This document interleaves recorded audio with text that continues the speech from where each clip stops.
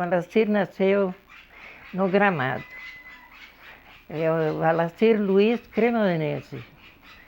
E ele é do 47, dia 14 de fevereiro. Primeiramente tinha um moinho, depois então, como nós se separamos com o pai, né, com o falecido, aí era fumo, espantamos muito fumo.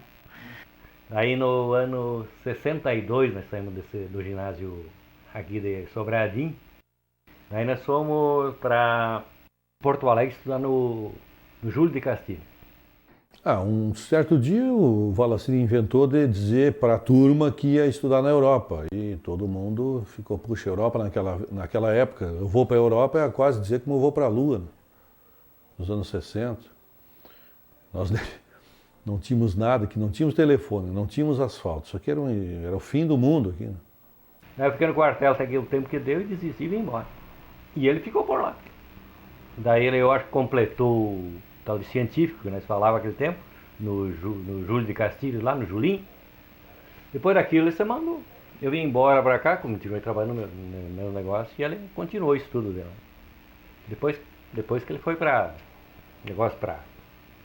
Portugal, não sei aonde. Nós nos conhecemos porque éramos da mesma vila, aqui no interior de Sobradinho, chamada Vila Gramado, né? Nós somos naturais dessa mesma vila, né? Então eu já conhecia desde de criança, né? E fomos nos reencontrarmos no ano de 1967, final de 67, em Coimbra, né?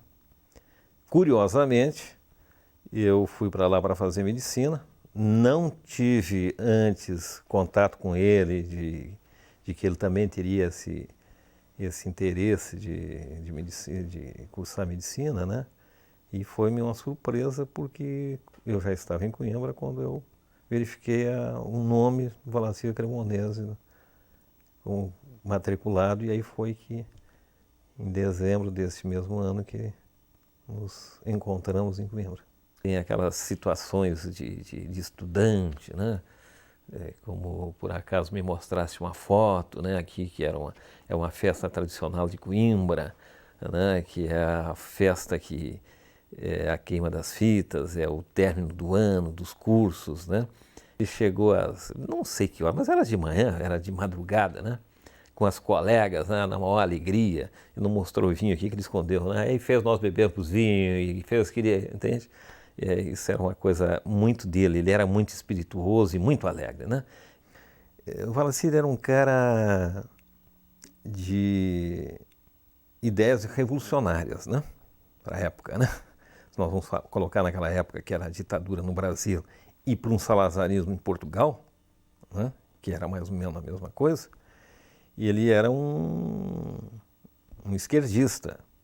E ele era também um ativista na academia, né? E aí ele recebeu algumas pressões da polícia de lá, que era a PIDE, sabe? E aí ele se sentiu um pouco desconfortável e houve umas situações não muito confortáveis. E aí ele resolveu, disse que, olha, eu vou embora daqui, que eu vou embora para a Europa, para a França, para a Inglaterra. Ele sempre foi aquele desbravador, ele queria coisas novas, queria... Depois, a gente se comunicava por carta, né, correspondência, e ele definitivamente foi para a Bélgica, né, Louvain, né, Universidade de Louvain, e que depois foi para Bruxelas, né.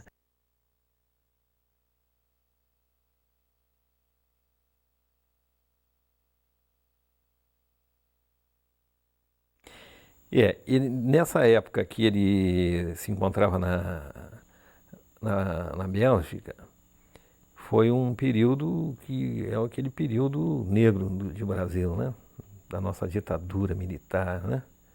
Onde grandes figuras, né? Grandes personalidades intelectuais brasileiros foram simplesmente descartados, né? Que foi uma tristeza, né? Então, ele teve convívio com o pessoal da parte musical, que nem o Vinícius, o Baden Powell, ele teve com ele lá, que o Baden passou uma temporada na Bélgica. E nós tivemos contato lá também nessa época com o Chico. Ele, inclusive, foi tido como pessoa não grata pela embaixada brasileira na Bélgica, né? E isso aí já é uma expressão, né?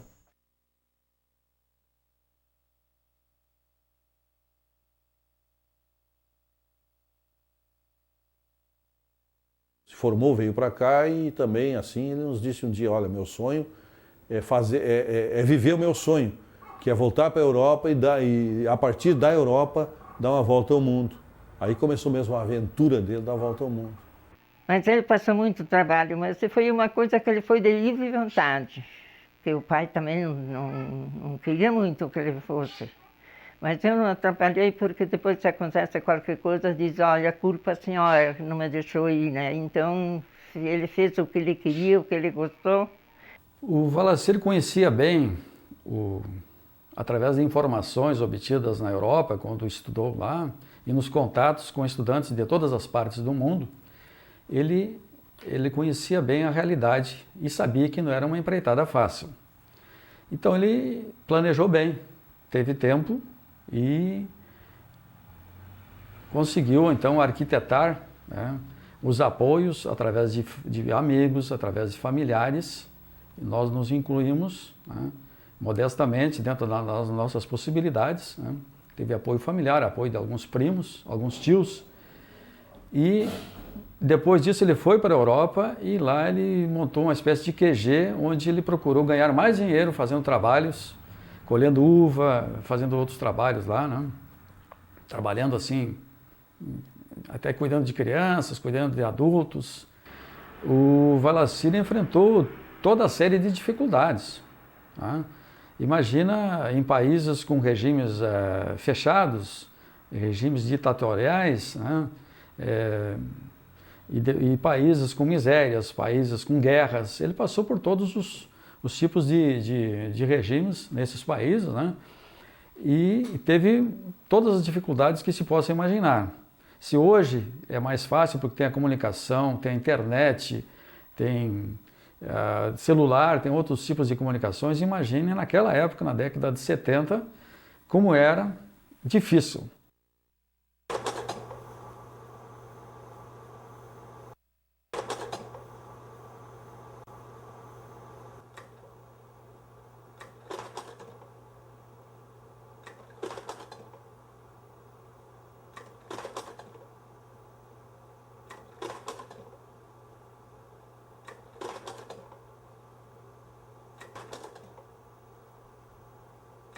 Dizer que até fome passou, que às vezes ele ficava a época sem pedir, eu acho que pedia assim no restaurante, os caras que davam carona, eles que ajudavam, né? Aí quando chegava em determinado lugar, daí a minha mãe mandava mais dinheiro, daí ele equilibrava de novo. Após uma série de matérias que ele nos enviou, contando sua trajetória, principalmente pelo norte da África, pelos países árabes, e também depois quando ele chegou no Japão, já na sua volta ao mundo, na sua viagem em volta ao mundo, muita gente aqui não acreditava. Achavam que ele estava em alguma cidade do Brasil e estaria conseguindo essas fotos de alguma forma e remetendo para serem publicadas no jornal. E nós reproduzimos o diploma dele que ele havia obtido em Bruxelas, na Universidade de Bruxelas. Deu saudade. Não, que ele era um amigão. O Vala. Falar do Vala não vai ser fácil. Porque a gente viajou junto com ele. Sabe? Quem gostava de viajar acompanhava ele. Cada pedacinho era uma viagem que a gente fazia junto com ele. E quando ele mandava que tinha passado o trabalho, todo mundo ficava, pô, né? Como é que ele saiu desta? O Muro de Berlim ele viveu a época do Muro de Berlim, e conhecer o Muro de Berlim, e viajar no leste europeu naquela época era apresentar documento toda hora. Uma das que eu lembro bem dele foi no deserto, sabe, que ele estava lá e ele fez um círculo, que um cara lá do deserto, um morador, né, que tinha escorpião. Então, tu fazendo um circo, tu dormindo dentro daquele circo, os escorpiões não entravam.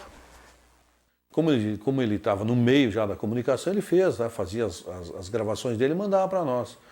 Olha, estou aqui gravando, estou no deserto do Saara, estou acompanhado por um italiano, um americano e um francês. Eu lembrei dessa história.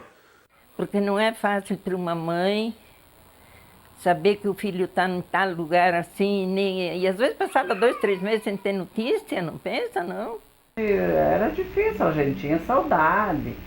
Gostava quando ele escrevia, que daí sabia as correspondências, sempre trazia tudo, as novidades, as coisas que ele fazia lá, que ele deixava de fazer.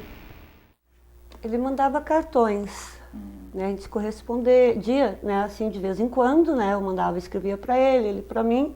Aqui eu tenho 3 que eu consegui guardar, né? Que esse aqui é de Katmandu, esse aqui é de Anchorage e esse aqui é de Bruxelas. Eu fiz um quadrinho, para realmente não perdê-los mais. Foi sempre uma viagem bem no meio do povo, não foi uma viagem como muitos fazem, né? Uma viagem programada, que as pessoas ficam no hotel, 5 estrelas, tranquilo. Não, ele se aglutinou no meio da população. Ele dormia, bom, em estações de metrô, em praças, dormia até em cemitérios, né? Porque que as pessoas acham, dormir em cemitério. Não, pelo contrário, é um dos lugares mais seguros que pode ter, né? Porque ninguém passa por lá e tudo, né? Não. Então, né, como ele dizia, hotel 1000 estrelas, né? Olhava para cima, assim, infinitamente estrelas, né? Então, ele ia se adaptando conforme podia, né? Ou em hotéis, assim, mas muito, assim, baixo padrão mesmo, sabe? É até um texto bem interessante aqui, até eu tenho aqui, um trecho de um artigo que ele escreveu sobre uma parceria lá, em companhia dos mochileiros, né? Para um mochileiro, sua mochila é sua casa. Andar é a sua filosofia. Liberdade e independência, seus princípios fundamentais. Poucas coisas lhe fazem medo porque ele nada tem a perder. É pelo amor livre e ocasional. Os encontros e reencontros, quando frutos do acaso, são festejados como o famoso cigarro de haxixe ou de marihuana que passa de mão em mão. O mochileiro é, em última análise, uma criança grande que ainda acredita no amor universal. Uma parte do texto que ele escreveu, que foi publicado no nosso jornal.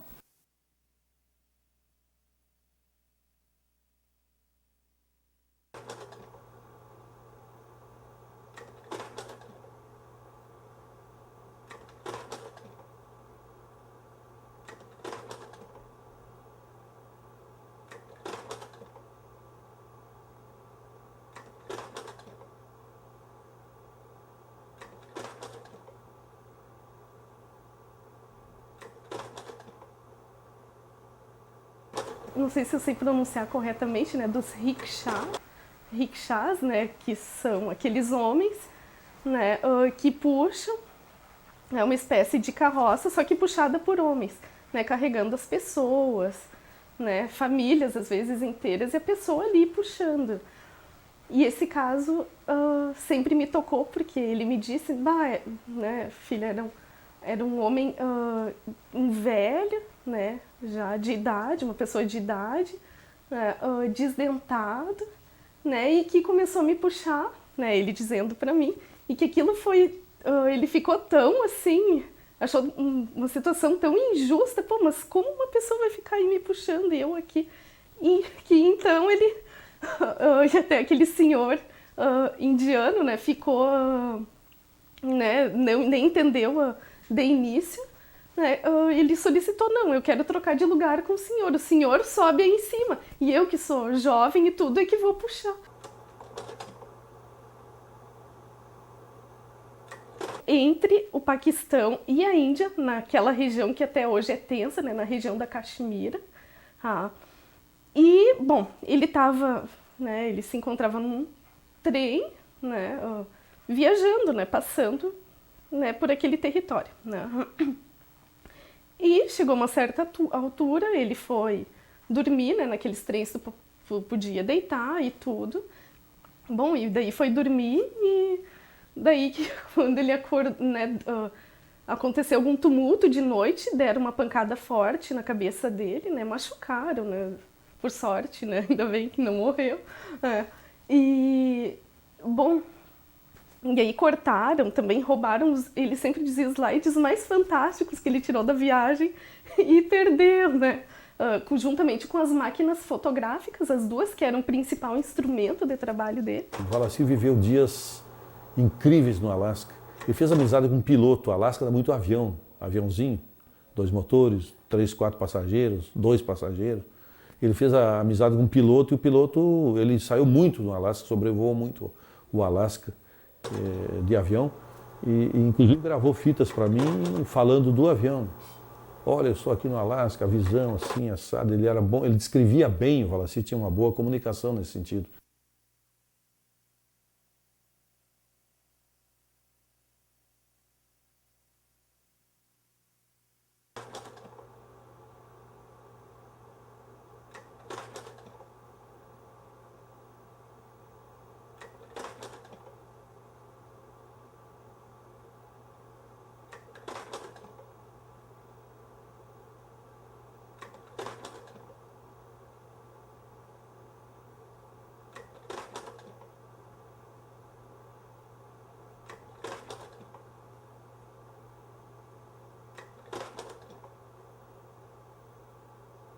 Pois ele, antes mesmo de iniciar a viagem, quando ele estava no QG, que ele montou na Europa, ele esteve em Roma, foi no Vaticano e fez uma promessa.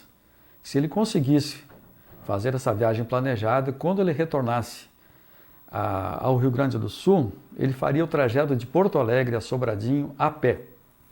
E ele conseguiu fazer a sua viagem e quando retornou, chegou em Porto Alegre, descansou alguns dias e fez essa viagem a pé a Sobradinho.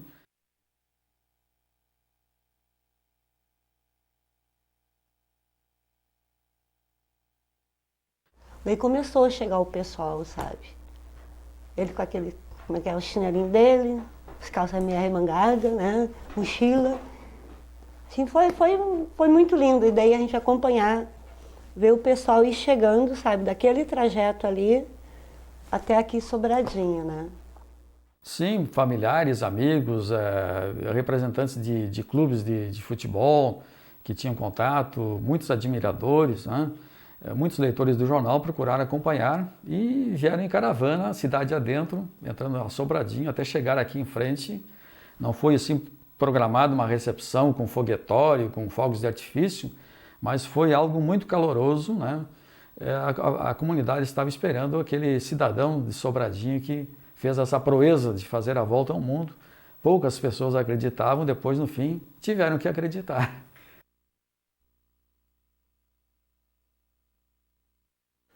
As pessoas primeiro pensavam que ele não ia ficar em Sobradinho.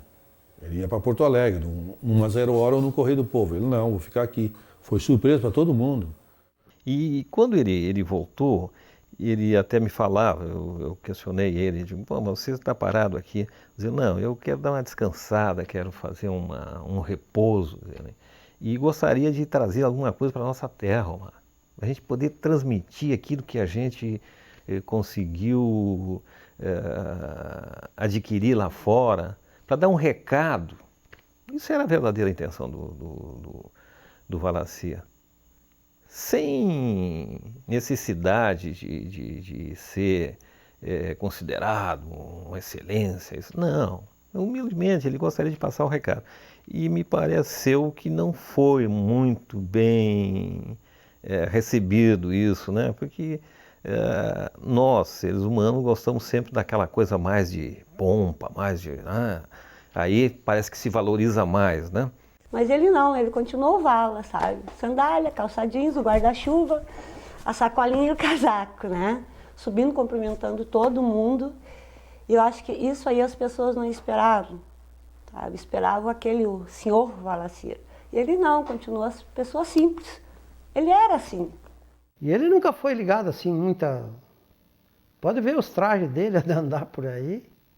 Ele não era muito ganancioso para si. Ele tendo para comer, para ele estava bom.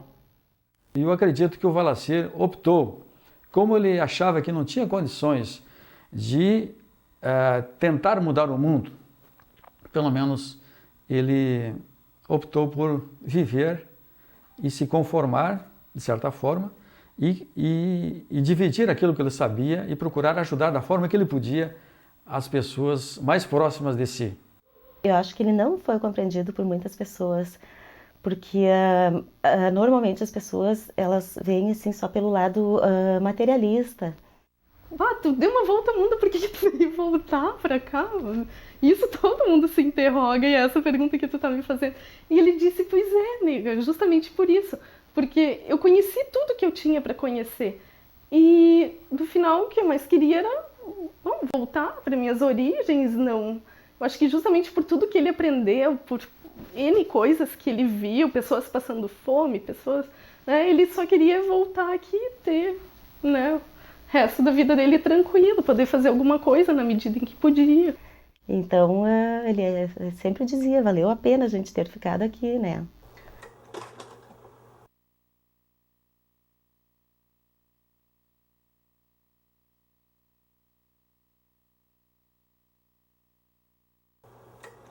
Ele militou na política. Ele entrou na política, eu creio que aí na parte da profissional dele ele se complicou um pouco. Entrou na política naquela época, que a coisa era bem dividida, as águas, né? Era MDB e Arena, e aí ele optou por um e depois saiu e foi para o outro.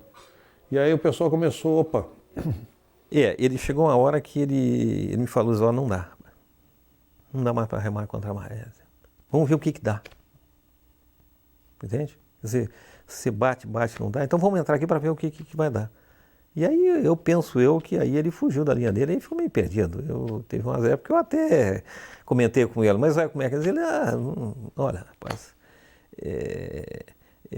eu não sei de outra forma. Ele estava buscando uma forma para se encaixar, né, para ver se conseguia. Então, eu acho que ele não encontrou a forma. Né?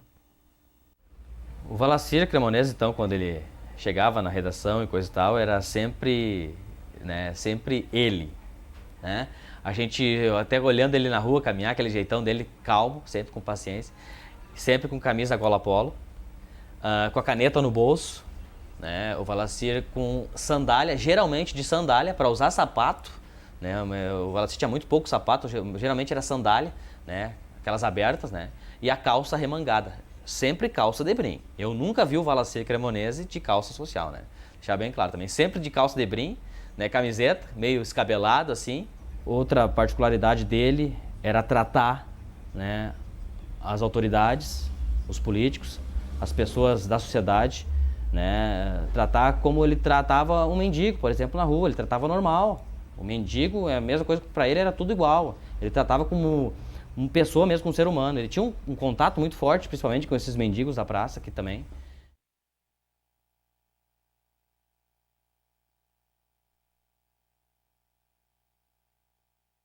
Ele foi muito incisivo em várias oportunidades aí na cidade, tanto no jornal quanto na rádio. Numa simples borboleta ou numa simples flor, numa caverna, uma pedra no meio do caminho, uma rocha numa encosta da serra, ele via algum significado nisso. Coisas que a maioria das pessoas não veem. O que eu senti no Valacir, que me deixou triste as últimas vezes que eu vi, é aquela alegria que eu conhecia, que onde ele chegava era assim, eu não via mais, sabe, nele. Mas eu acho que ele ficou chocado, né? E decepcionado também com alguns, como é que eu vou dizer, algum conservadorismo que ele sentiu aqui em Sobradinho, atraso. Imagina um cara conhecer o mundo. Em resumo, a mim particularmente, fiquei muito sentido não ser aproveitado uma cabeça como a dele, né? Em sentido assim, um aproveitamento, foi aproveitado. Ele deu seu recado, ele disse muitas coisas boas, bonitas, né? Mas podia ser mais, né? Mas eu acho que ele também perdeu forças, não conseguia mais. Olha, eu diria que se a pessoa parar para pensar um pouco assim na vida, em tudo, como ele teve a maneira de ser, de viver, eu acho que se ela meditar, ela vai conseguir chegar a uma conclusão e vai ver que ele estava certo na maneira dele, né? Nós fomos muito felizes assim, né? E ele, eu acho que queria nos dar aquele conhecimento, tipo, até abrir mais a cabeça, sabe? Que tá nas coisas simples, na vivência, né? Que não é uma conta bancária, não é nada. E eu acho que ele quis passar pra gente. Para algumas pessoas, eu acho que ele deixou um legado muito grande. Agora, para outras, acho que foi uma decepção para ele. E muitos já esqueceram do intelectual, da pessoa, do conhecimento que ele possuía e da riqueza que ele tinha na sua mente, que ele podia transmitir. E muitos perderam a oportunidade de conviver com ele e de aprender com ele. Inclusive eu.